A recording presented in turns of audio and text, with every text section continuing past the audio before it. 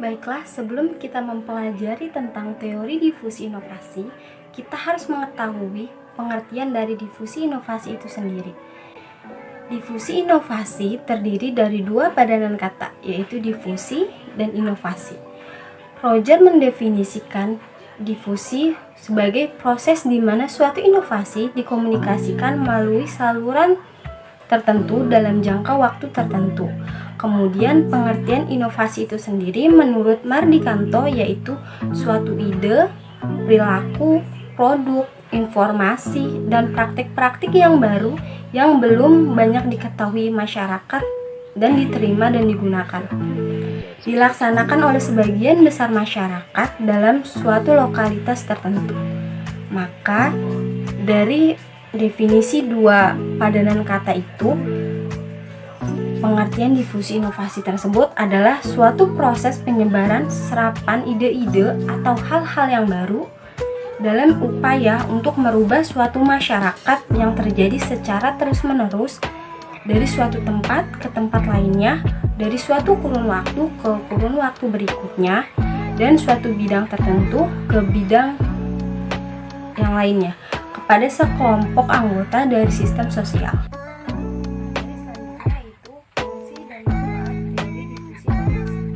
Teori difusi inovasi pada esensinya menjelaskan bagaimana sebuah gagasan atau ide baru dapat dikomunikasikan pada kultur atau kebudayaan. Bahwa teori ini berfokus pada bagaimana sebuah gagasan atau ide baru dapat diadopsi oleh suatu kelompok sosial atau sebuah kebudayaan tertentu. Teori difusi inovasi merupakan salah satu teori yang penting untuk dipelajari. Melalui teori difusi inovasi, seseorang dapat mengetahui bagaimana sebuah inovasi atau hal baru dapat diterima maupun ditolak oleh individu maupun kelompok sosial tertentu. Hal ini merupakan sesuatu yang penting untuk diperhatikan ketika kita mencoba sesuatu hal yang baru atau berusaha mempengaruhi kelompok tertentu. Suatu inovasi baru juga merupakan hal yang penting karena turut mempengaruhi kemajuan dalam kehidupan manusia maupun lingkungan masyarakat sekitarnya. Kemudian selanjutnya, materi yang akan kita bahas adalah karakteristik difusi inovasi. Yang pertama adalah relative advantage. Keuntungan relatif merupakan bagaimana sebuah inovasi baru dapat dikatakan lebih baik ataupun tidak lebih baik dari inovasi yang sebelumnya. Hal ini menjadi tolak ukur dalam keuntungan relatif ini. Dalam keuntungan relatif ini adalah bagaimana seseorang merasakan langsung dampak dari inovasi tersebut. Apakah inovasi tersebut membuatnya puas atau tidak? Semakin besar keuntungan relatif yang dirasakan, maka inovasi tersebut juga semakin cepat untuk diadopsi oleh suatu kelompok tertentu. Yang kedua adalah compatibility atau kesesuaian dalam difusi inovasi berkaitan erat dengan bagaimana sebuah inovasi dapat sesuai dengan keadaan, kebudayaan, dan nilai-nilai dari masyarakat itu sendiri. Kesesuaian juga tentunya berkaitan dengan kebutuhan yang ada dalam masyarakat. Maka dari itu, inovasi yang tidak memiliki nilai kesesuaian dengan keadaan sosial tidak akan diadopsi secepat inovasi yang kompatibel atau sesuai. Kemudian yang ketiga adalah complexity. Kerumitan atau complexity merupakan tingkatan ketika suatu inovasi dianggap memiliki kerumitan sehingga seorang relatif lebih sulit untuk mengerti dan menggunakan inovasi tersebut. Semakin rumit sebuah inovasi, maka akan semakin sulit hal tersebut untuk diadopsi. Begitu pula sebaliknya. Jika mudah dipahami, maka inovasi akan lebih mudah diterima dan diadopsi.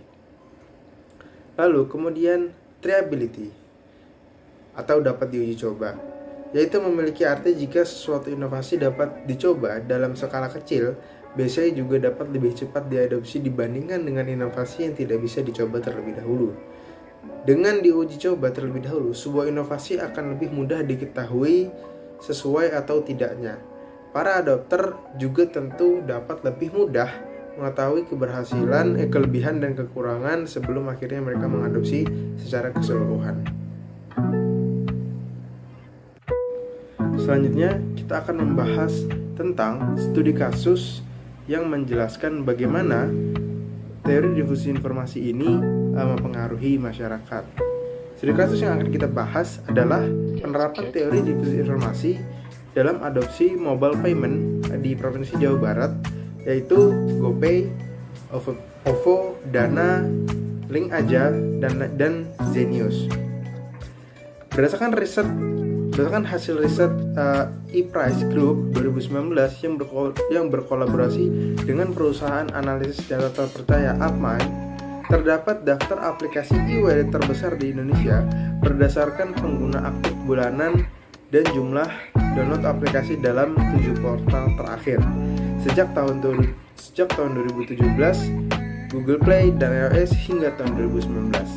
Di mana berdasarkan jumlah pengguna aktif bulanan, posisi 5 besar ditempati oleh GoPay, OVO, Dana, Link Aja, dan juga Zenius. Rogers mengidentifikasikan 5 atribut inovasi yang relatif advance, yaitu accountability, complexity, trainability, dan observability.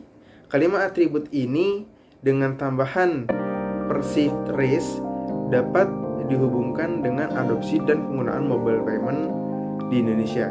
Idealnya, suatu teknologi dapat diadopsi dan diterima oleh masyarakat jika atribut relative advance, accountability, reliability, dan observability-nya memiliki nilai yang tinggi. Hal ini disebabkan karena atribut-atribut tersebut berpengaruh positif terhadap adopsi teknologi. Selain itu, suatu teknologi juga dapat diadopsi dan diterima oleh masyarakat jika atribut kompleksitinya dan preferensinya memiliki nilai yang rendah. Karena atribut-atribut ini berpengaruh negatif terhadap adopsi teknologi. Jadi dua hal tadi harus memiliki nilai yang sangat rendah.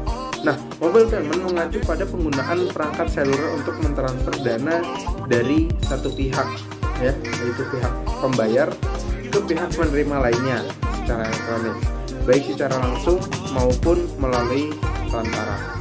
Di era digitalisasi dan crisis society saat ini, masyarakat yang menggunakan uang tunai, cek atau kredit kini dapat menggunakan ponsel mereka untuk membayar berbagai kebutuhannya melalui mobile payment yang terus berkembang. Pada penelitian yang dilakukan ini, relative advantage, complexity, accountability, observability, reliability, dan perceived risk secara simultan atau bersama-sama memiliki pengaruh terhadap adopsi mobile payment. Hal ini menunjukkan bahwa mobile payment telah cukup baik menawarkan layanan yang kompatibel dengan berbagai kebutuhan penggunaan saat ini, dan terpercaya untuk menggunakan mobile payment telah memenuhi harapan pelanggan dengan cukup baik. Dukungan mobile payment yang baik dan penyediaan berbagai layanan yang lebih berguna bagi pengguna telah meningkatkan tingkat adopsi masyarakat. Nah, berdasarkan hasil pengujian secara simultan, diperoleh kesimpulan bahwa relative advantage, terus kemudian complexity, compatibility, observability, reliability, dan preference risk terbukti memiliki pengaruh terhadap adopsi mobile payment di Provinsi Jawa Barat, khususnya untuk produk mobile payment seperti GoPay, OVO, Dana, Link Aja, dan Zenius. Berdasarkan hasil penelitian juga bahwa sebagian besar pengguna daripada e-wallet ini atau payment secara elektronik ini adalah yang berusia sekitar 18 sampai dengan 25 tahun, di mana pada usia-usia tersebut mereka termasuk ke dalam golongan early majority, yang mana mereka adalah orang yang menggunakan sebuah inovasi yang kemudian akan ia sebarkan ke majority lain atau kepada saudara-saudara lain agar inovasi ini diadopsi oleh mereka semua. Oke, selanjutnya ada model difusi inovasi. Apa sih dari model difusi inovasi itu? Ini ada elemen difusi inovasi. Elemen difusi inovasi ini terbagi menjadi 4. Yang pertama ada inovasi. Inovasi diartikan sebagai sebuah gagasan, ide, tindakan, atau barang yang dianggap baru oleh seseorang. Nah, dalam difusi inovasi, sebuah inovasi dapat diartikan sebagai suatu hal yang baru atas dasar bagaimana pandangan orang terhadap suatu gagasan baru yang merupakan hal baru. Sejalan dengan hal tersebut, kebaruan inovasi dapat dikatakan sebagai sebuah hal yang diukur secara subjektif menurut masing-masing individu yang menerimanya. Lalu yang kedua ada saluran komunikasi. Saluran komunikasi dalam difusi inovasi dapat diartikan sebagai alat untuk menyampaikan pesan-pesan inovasi dari dari sumber kepada penerima. Suatu inovasi dapat diadopsi oleh seorang jika inovasi yang diterimanya telah dikomunikasikan kepada orang lain. Saluran komunikasi di sini harus disesuaikan dengan siapa yang dituju. Jika masyarakat yang dituju masyarakat luas, maka saluran yang digunakan ialah komunikasi massa. Sebaliknya, jika yang dituju adalah individu, maka yang digunakan adalah komunikasi personal. Lalu yang ketiga adalah jangka waktu.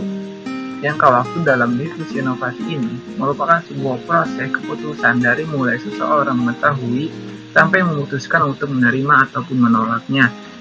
Jangka waktu merupakan hal yang paling berkaitan dengan terhadap proses pengambilan keputusan. Keinovatifan seseorang dapat relatif lebih awal atau lebih lambat ketika menerima inovasi.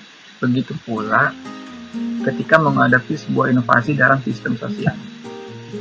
Nah, yang terakhir, sistem sosial. Sistem sosial merupakan tata tingkah laku yang menyangkut hak dan kewajiban yang ditentukan oleh masyarakat bagi seseorang yang menduduki posisi tertentu dalam lingkungan masyarakat. Nah, sistem sosial merupakan hal yang sangat penting ketika kita memiliki maksud memecahkan masalah demi mencapai tujuan bersama. Sistem sosial ini juga menjadi sasaran bagi sebuah inovasi. Mereka dapat menerima maupun menolak suatu inovasi tersebut. Itulah keempat elemen dari difusi inovasi.